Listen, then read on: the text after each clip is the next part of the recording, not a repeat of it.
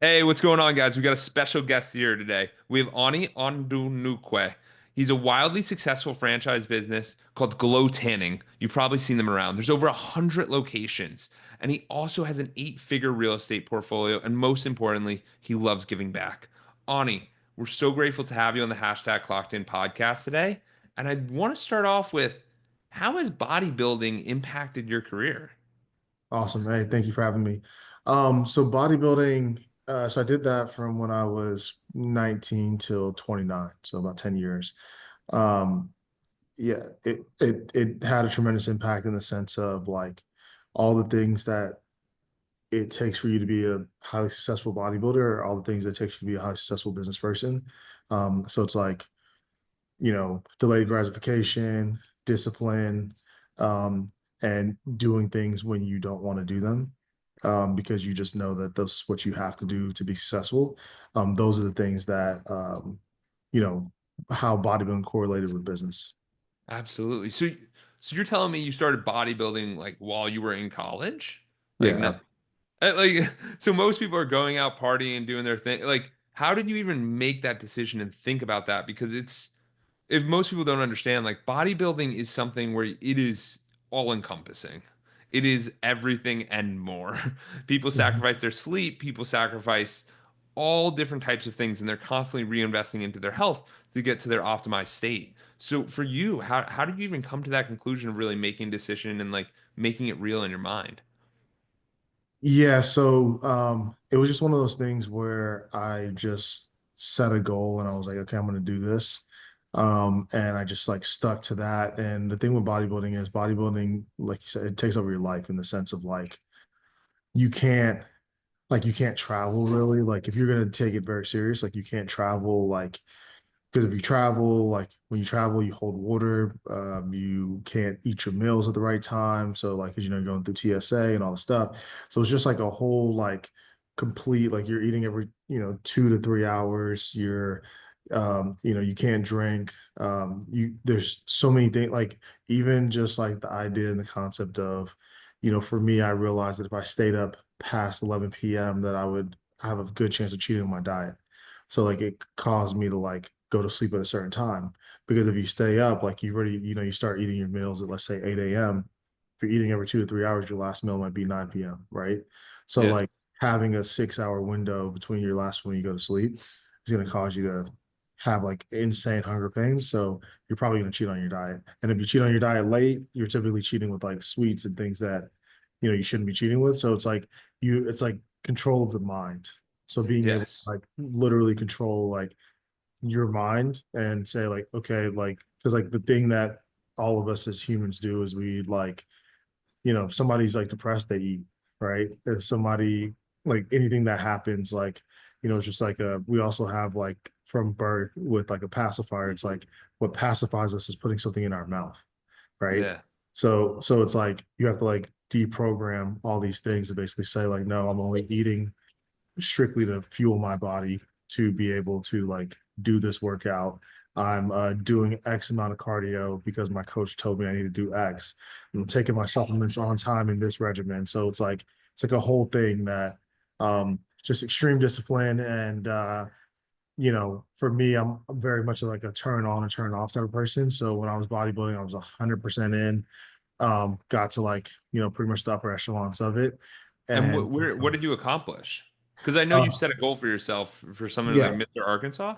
Yeah, so I was living in Arkansas at the time. I went to University of Arkansas, so I became Mr. Arkansas for a couple of years, and then I did Mr. USA and Mr. North America, and came in seventh in North America, and Wow.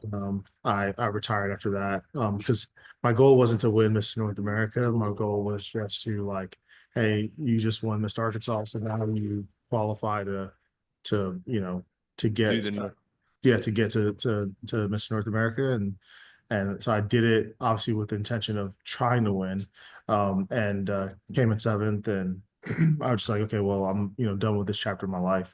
That was 2016, yeah. and and just transitioned No, into business, and that I was really think good. I think it's so important that you share this because this podcast isn't about bodybuilding. It's not about the businesses. It's about the mindset that's required to build anything you want in this life. And it's going to be about some giving back. So I say this because when I was 23 or 24, I ended up doing the 75 hard, which Andy Frisella has done. He's 75 days, drink a gallon of water, no alcohol, read 10 pages of a personal development book, eat clean, no desserts, all this stuff. And you see a difference. So I can't, and that was 75 days, which is like a fifth of the year. So for you to compound for 10 years is just it's incredible discipline. And you start to realize that the more times you put yourself through these trials and tribulations, like for the audience to realize is like if you make a decision with the new year coming, like you put yourself through this trial and tribulation, you get a better version of yourself and you become more of who you want to be. So Ani, for you, how has this transpired? Like what even gave you the inclination to be like, I can be Mr. Arkansas and I can do all this stuff? Because that's like Arkansas is a big state. Like there's a lot of Yeah. people. There's a lot of things. Yeah. So I think it's one of those things. It's one of those. Sorry, one second. You're good. I think that the probably the biggest gift that I have, or that I learned, that I have slash have learned since, because a lot of times when something happens, it either is a confirmation of what that thing is, or confirmation to never do that again, right? And I think that I had this like naive confidence where for no reason in particular, I was like, anything I set my mind to, I feel like I can achieve, right? And Yes. then I realized that that's actually reality. So then, like, I gave an example. It was actually posted on my Instagram yesterday, and this lady, we were in Austin, and it was recorded, and she came up to me and was like, "Hey, I feel like sometimes I have imposter syndrome, and how do you feel?" And I just told her, I'm like, literally, like, whatever you believe, you can achieve, right? And I was like, I'm this CEO of $100 million, tanning franchise. I'm a black man. That's like obese person saying they want to be the CEO of a fitness franchise, right? So it's like it's not one of those things where I didn't have any investors. I never have taken investors, but if I went to investors and was like, I started this when I was 21. So if I went to investors and was like, hey, I want to create this company and I'll give you, 50% for 100 grand, they would say no, you know, Yeah, of just based on the profile and what does this guy know about X. course. So for me, I just truly believe, and then one of the examples I used, I was like, look at Barack Obama. Like, this guy is a mixed kid from Hawaii that didn't have a dad, and literally believed from like middle school that he could be president. Because like it's not everything he did was very intentional. Like, he was like the student body president. He was the president of Harvard Law Review. Like, whether people like him or don't like him, he literally, like, he's like a success story in the sense of like he paid the past that if he told any of his friends and family and anybody, or and said, hey, I'm going to be president one day, when he was even 20 years old in college, they would have said, okay, you need to stop smoking the weed. Like, like you're tripping, And, and and he has a funny name, right? So yeah, to think a guy, a black guy with a funny name would become president, but he believes in himself, right? and Yeah. so that is one of the things that I try to do with Edwards Consulting is we sit here and we have intro calls with people and we'll have like, what's your 5 year vision? And the reason I do that is because when I ask someone their 5 year vision, most of the time people will say something that just is so I'm like, you can get that done in a week. Like what you just said is not a 5 year vision. It's not inspiring. It's not there. So you have to push people. And the reason for this is because as children, we dream. And we're like, oh, I want to be an athlete. I want to be a basketball player. Now people are like, I want to be a YouTuber. So everyone's got their own thing, but they have to be able to work towards that dream. And I realize that most adults lose that dreaming mentality.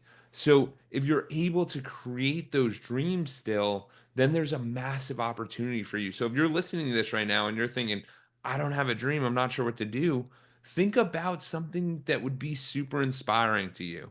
It doesn't have to be a bodybuilding competition. It could be a 5K. It could be whatever you wanting to do. It could be starting the business. It could be whatever you want that opportunity to be. But you have to put yourself in that ability to think about dreams. So I really appreciate you bringing that up because I feel like that's so missed a Yeah, lot of the no, time. absolutely. And that's the thing is you never can dream too big, right? So like kind of the example that I told the lady, I said, hey, listen, like, because the way the Obama example even came up, I said, I would never be president because I can't see myself there, right? I can't see myself sitting behind the Oval Office.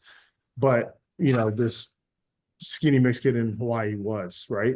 So it's one of those things where it's not just the goal, it's also like the action behind the goal. Like, so like I have this dream, right?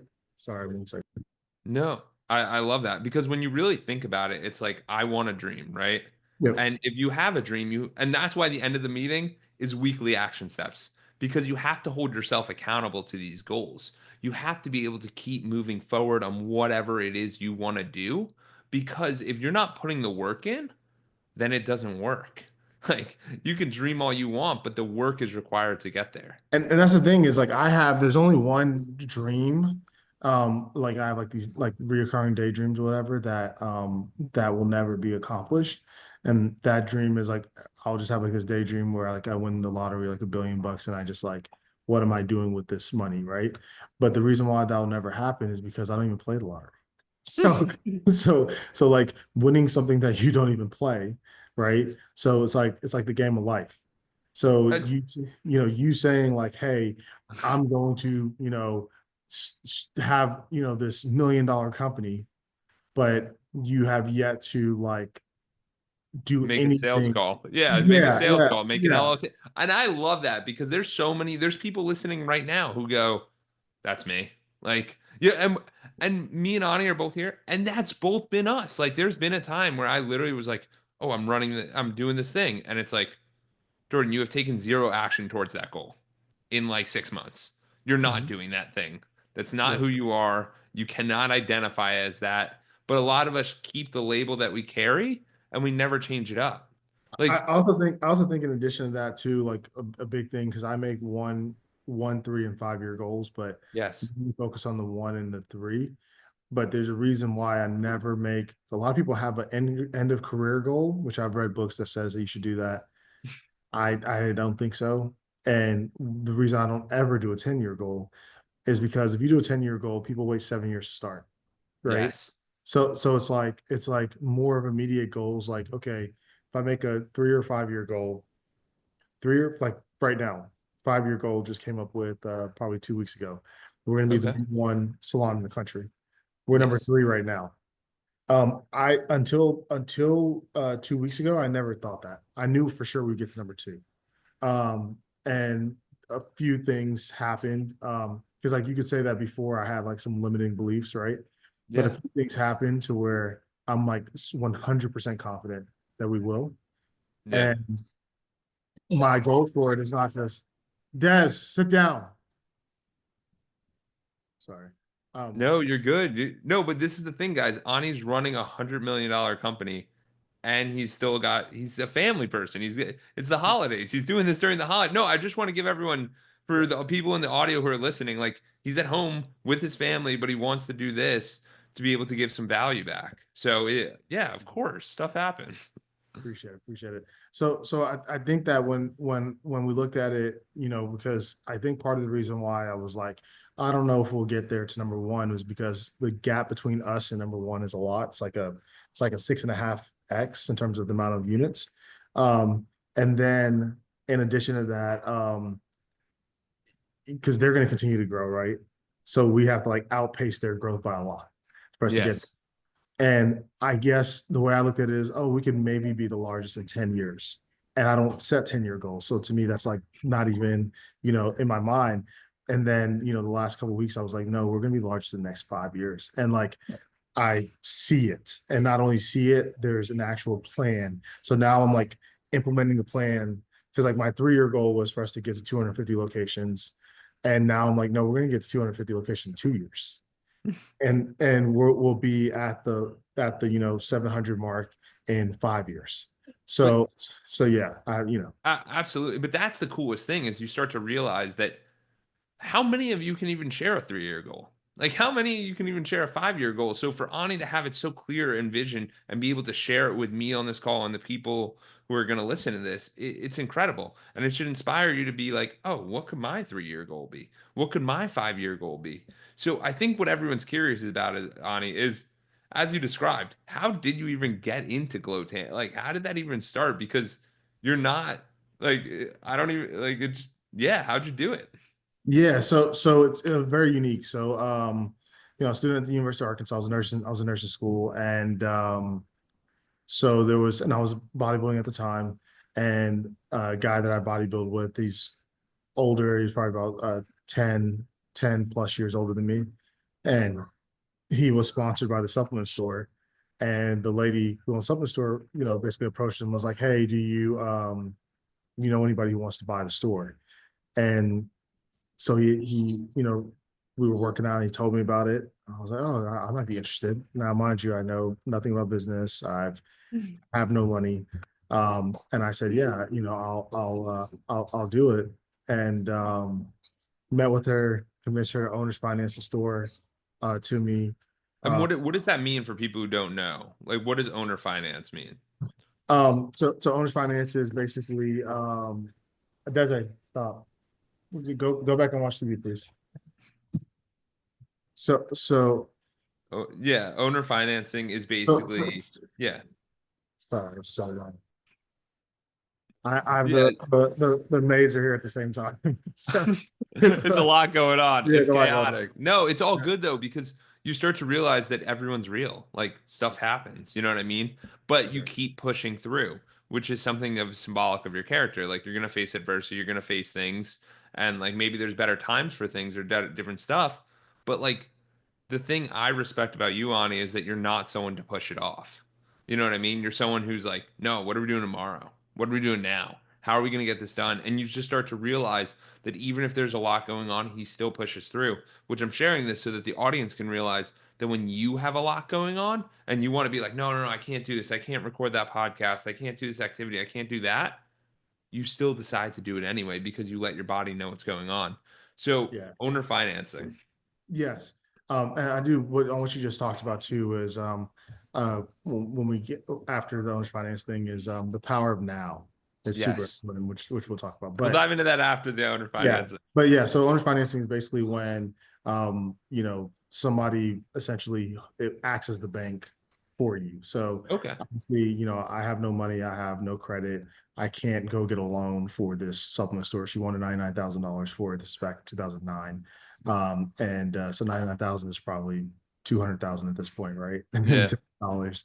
Um, so I had no way to pay that. So I basically just said, "Hey, listen, like let's structure a note, 7% interest on a 60-year note, and pay you back." And I think the payment might have been like 1,700, 1,800 a month, something like that. So I did that. I did that and was able to pay her back in like 18 months. Oh, Um, wow.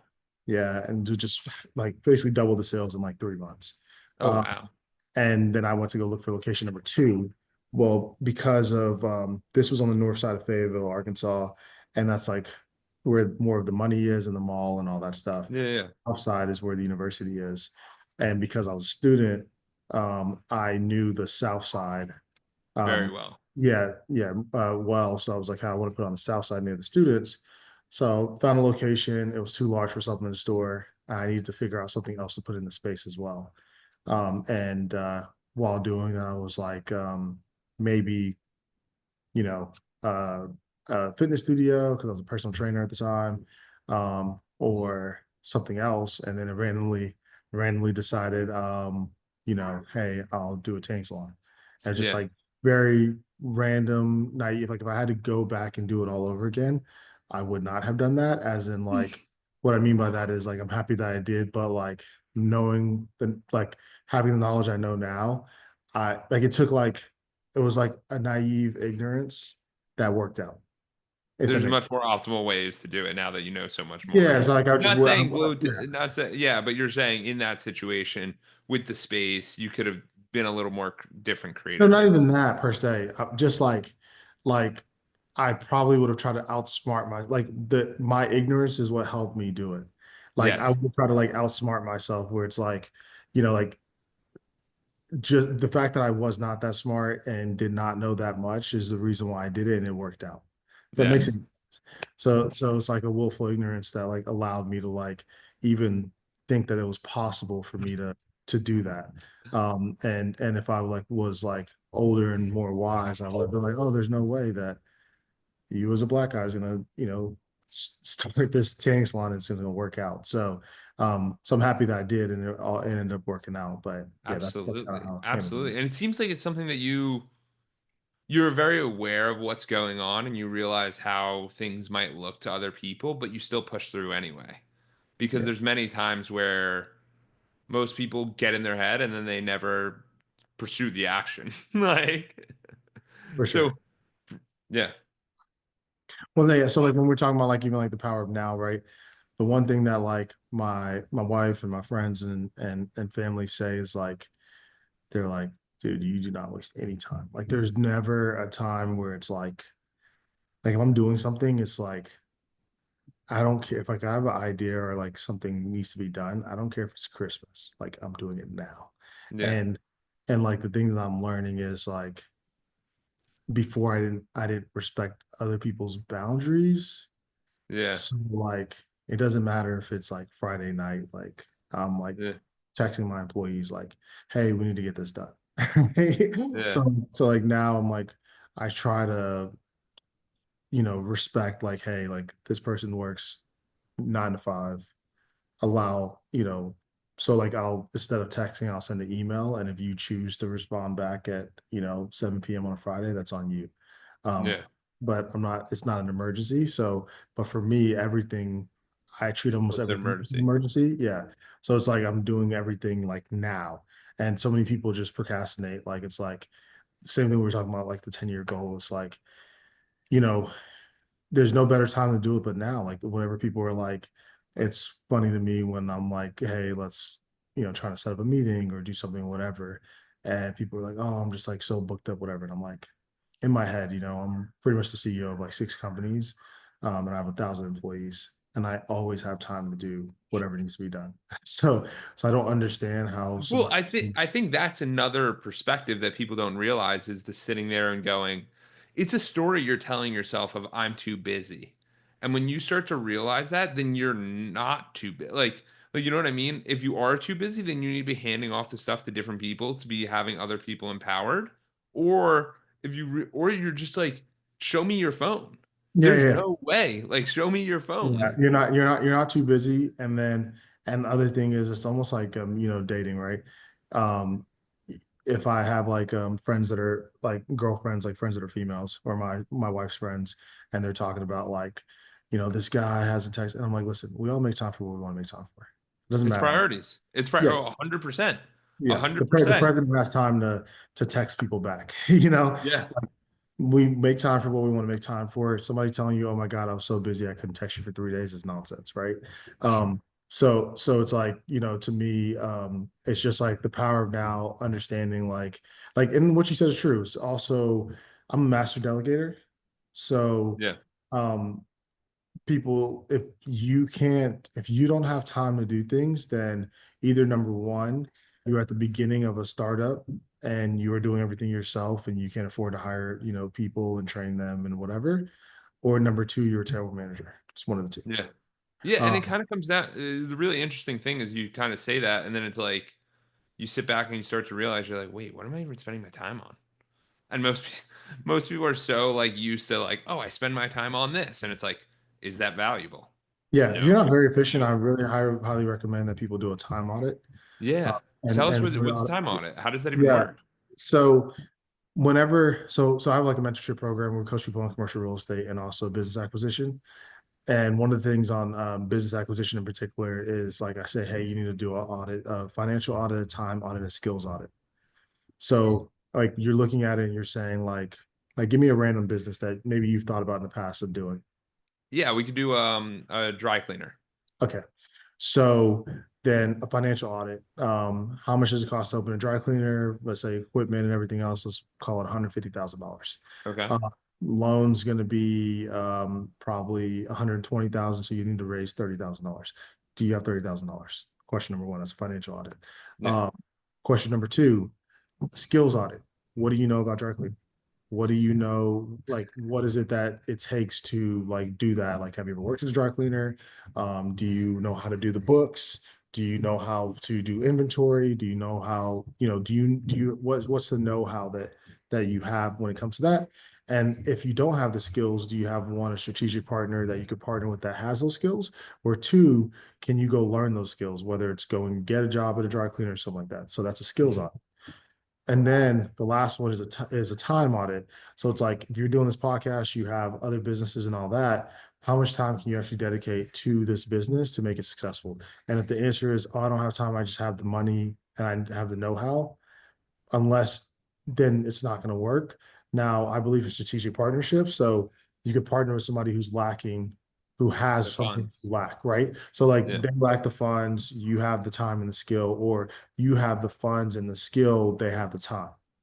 So you could put them in a position of where they're the ones actually doing the work and you're making sure to set everything up and helping them that way. So it's like that's the audit to understand like, what it is that you're lacking, what it is that you need to make something successful.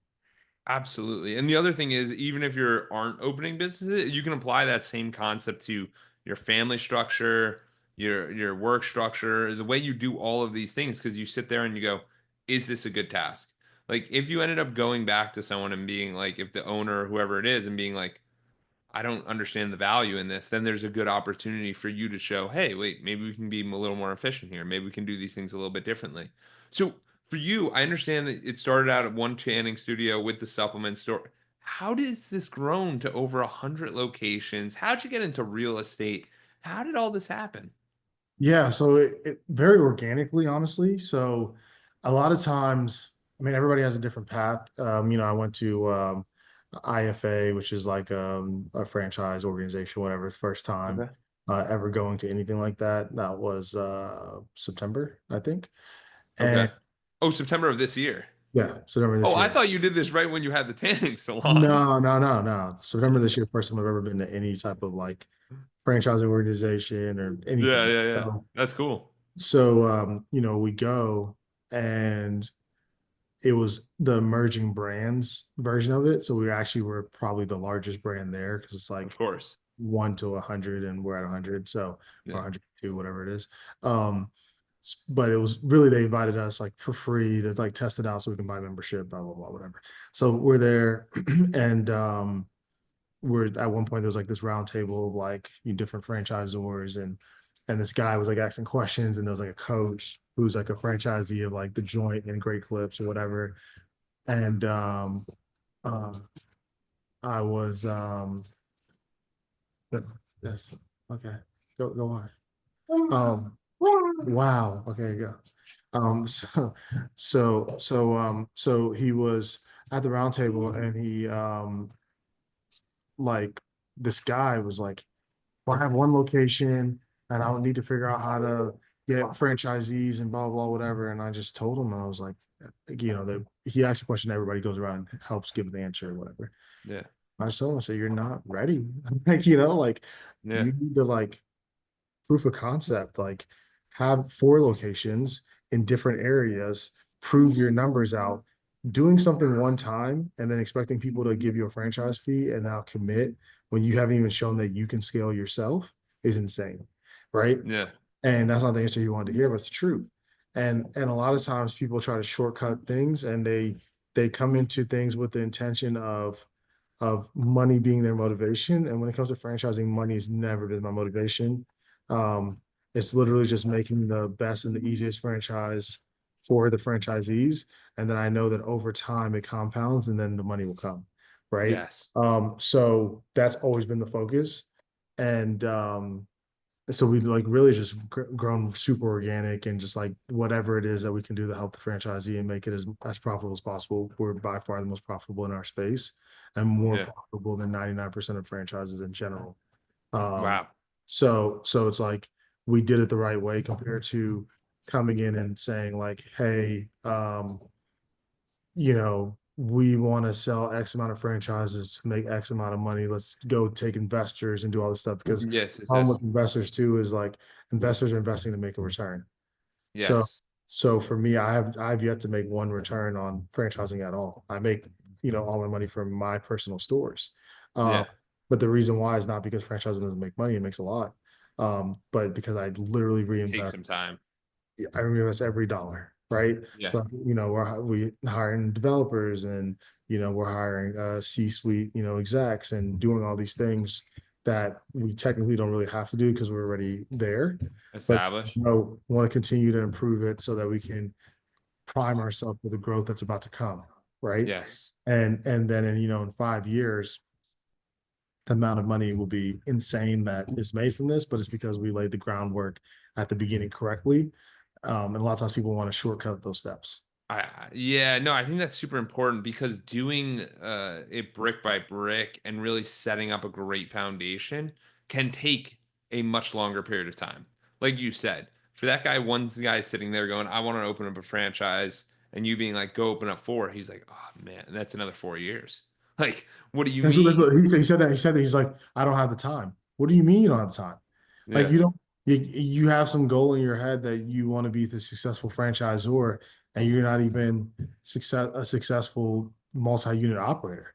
Like you own one store and that store's Which mean successful. no, but that's the biggest challenge that a lot of people face because that's where you have to hire the one person or hire the two people to manage that store and then you go away.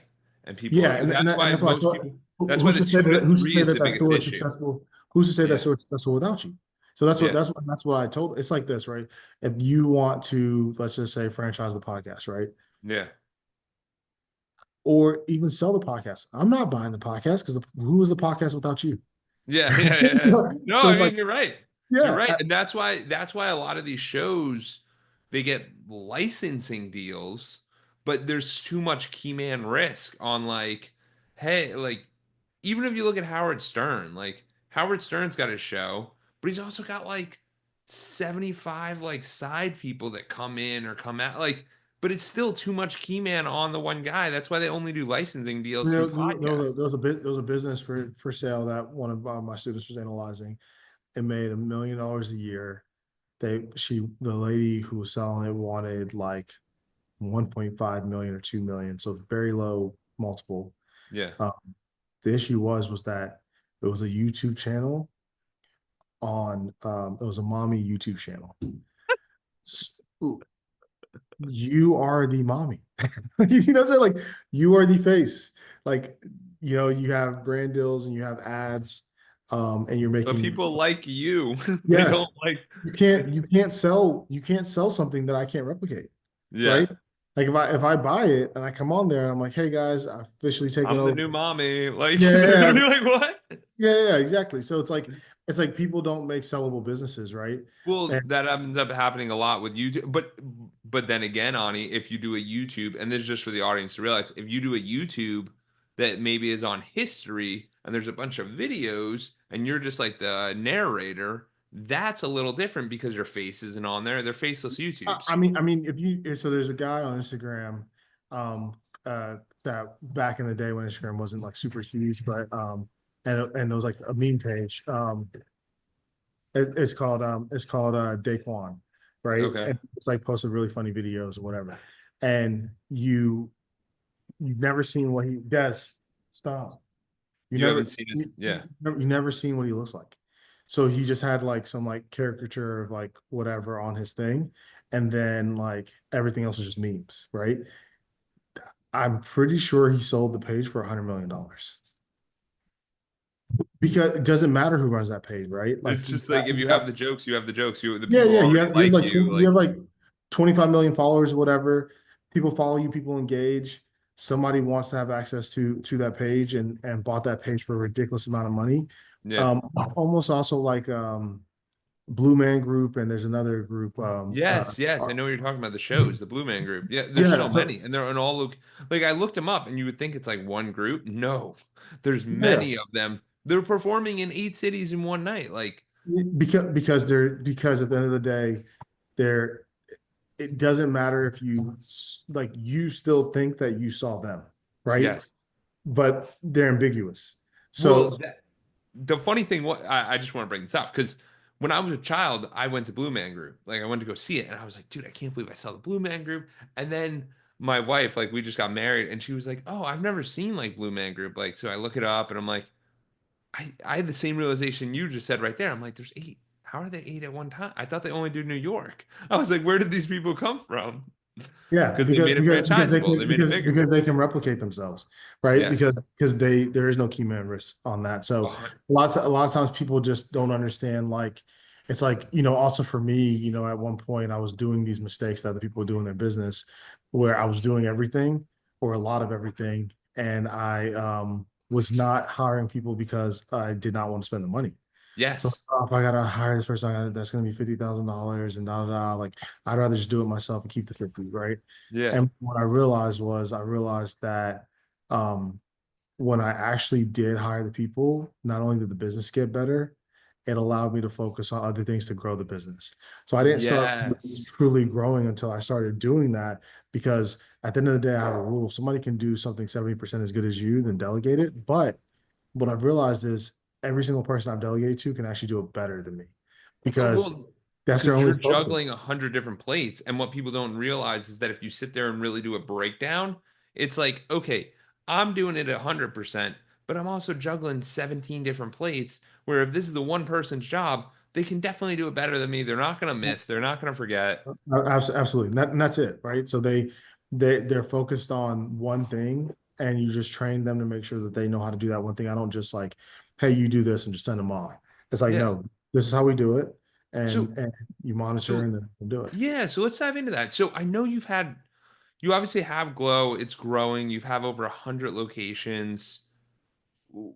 How do you even retain employees? Because I know there's a component of the employee program, the giving back. Like, how do you retain employees? Because most of the time they're probably sitting there going like, who's Ani? How does this work? What's Yeah. going on?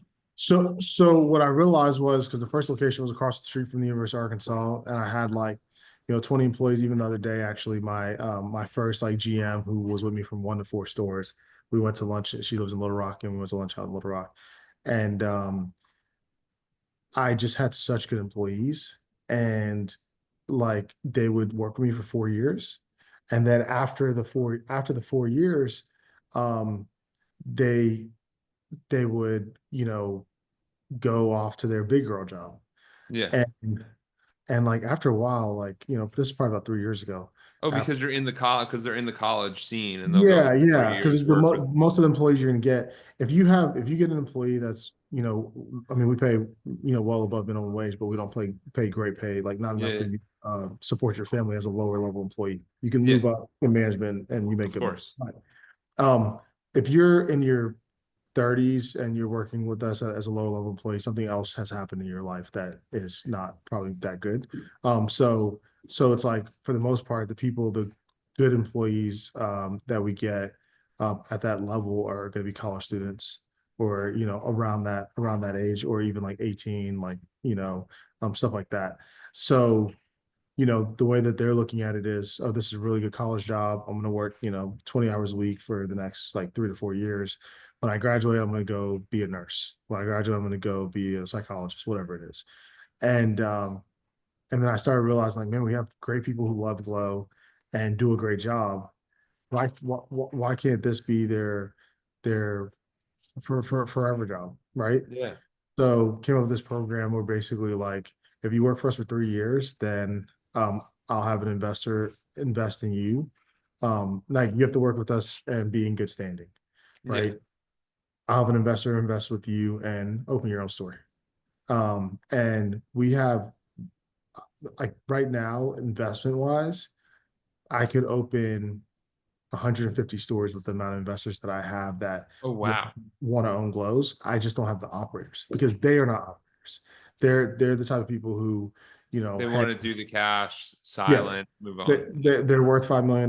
They have the cash. They understand it's a great business, but they're not going to sit there and learn the system and So do the you work. pair them up. Yes. So now you take the person who loves Glow, runs Glow, and makes Glow great, and pair with the person who has the money. And now they're 50-50 partners.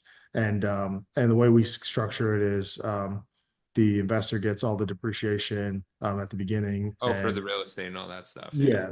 yeah, the professor gets depreciation, and then employee or the employee gets a low salary.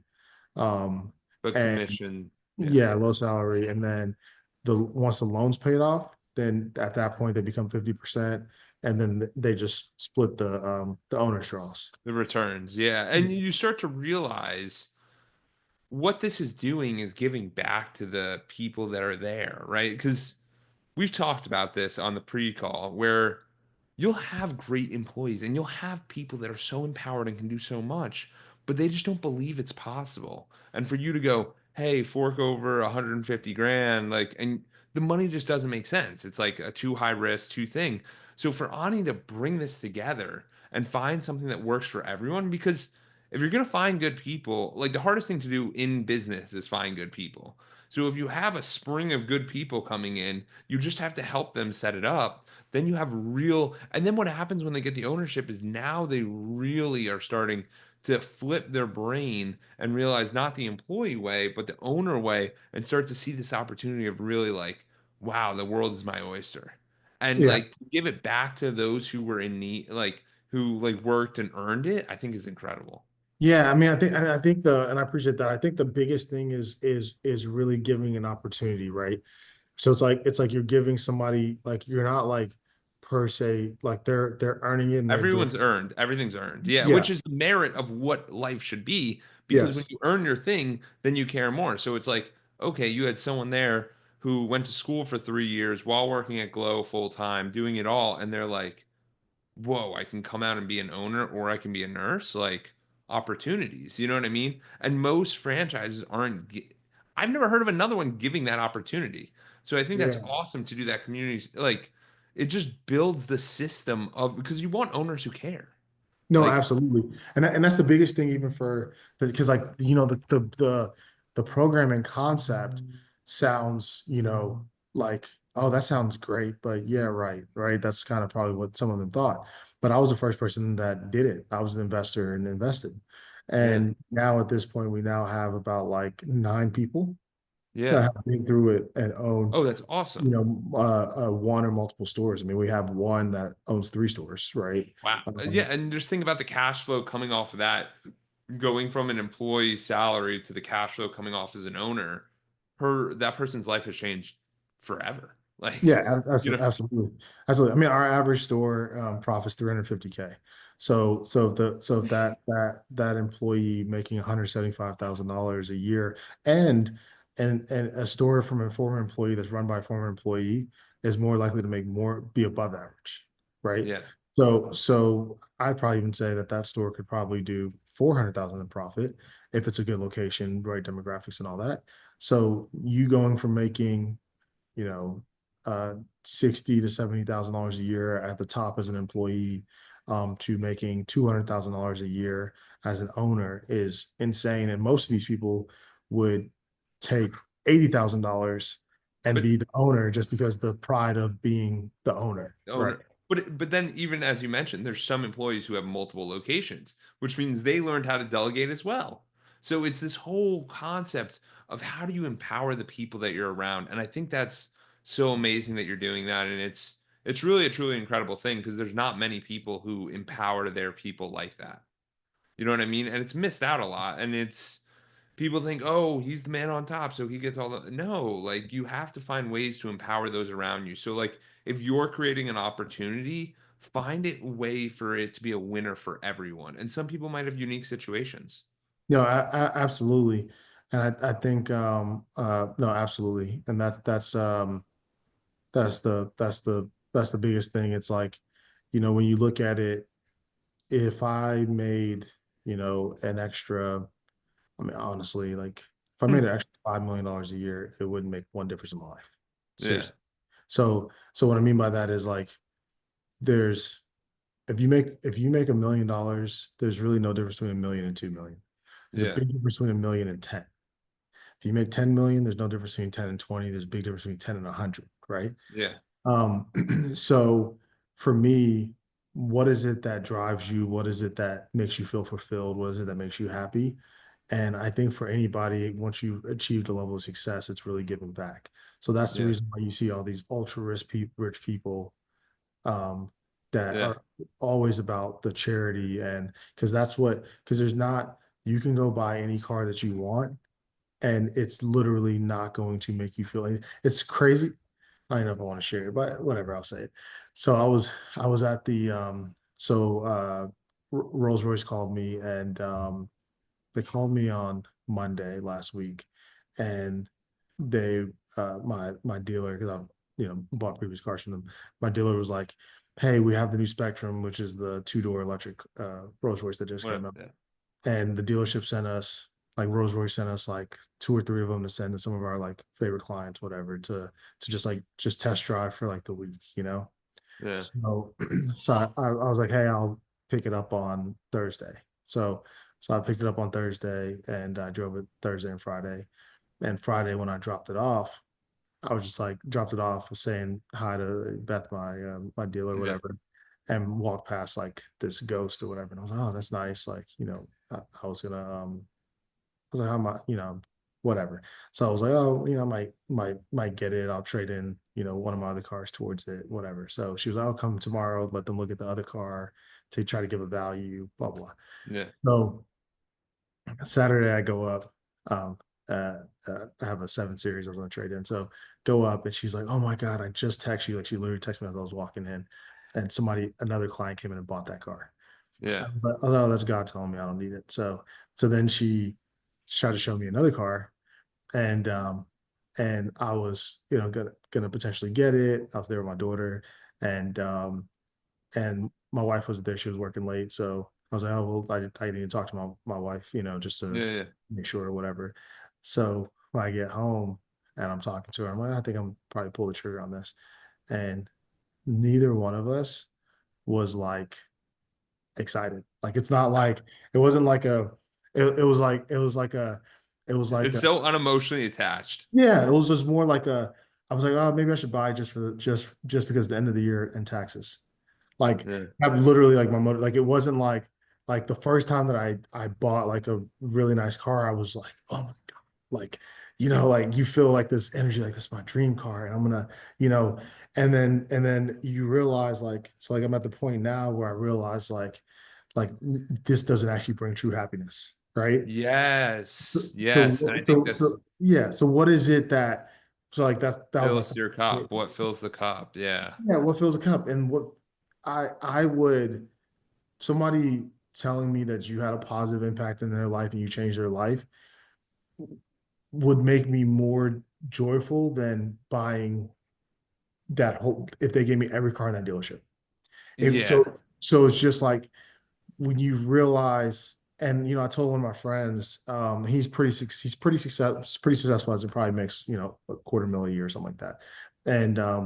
And we were talking about like some material things, or hey, I really want, and I was like, hey, listen, like you're gonna It realize it doesn't matter. doesn't matter. And he was like, let me get there first and come to that realization.